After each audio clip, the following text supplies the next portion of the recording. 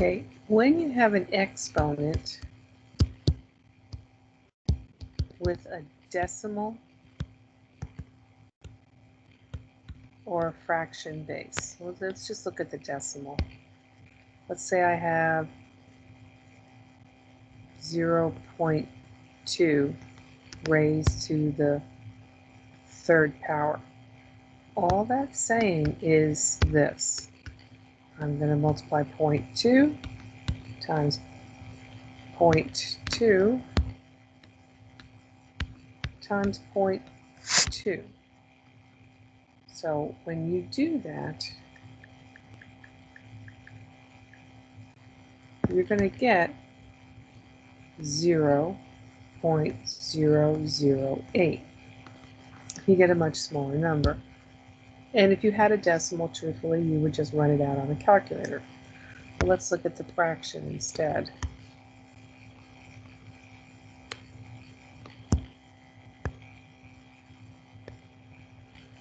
Let's say I have 1/2,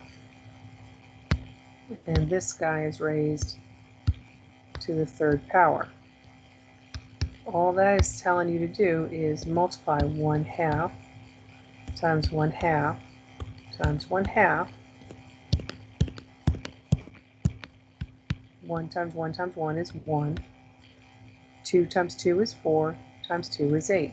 So 1/8. If I have this one,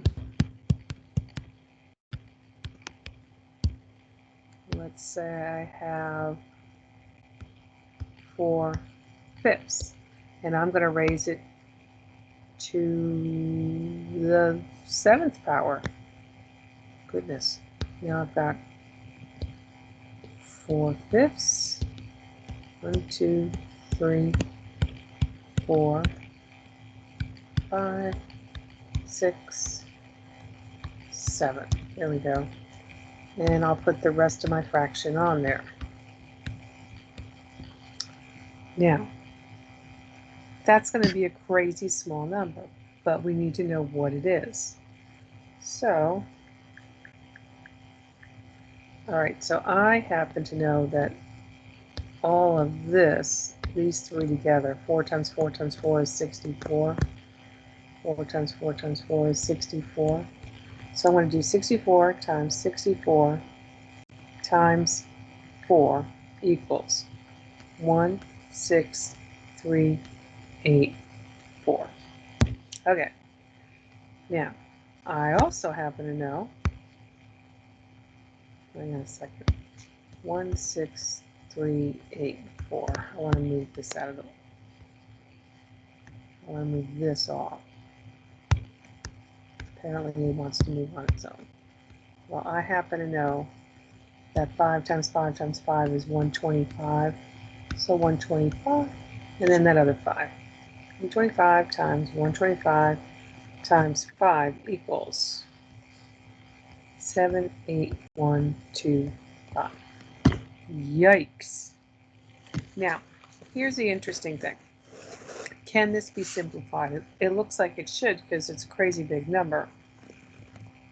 But they don't have common factors. Because I had, if you look back at this original one here, 4/5, they're not friends. Not at all. They're not even, these two aren't even, so you're done. But that's a crazy number.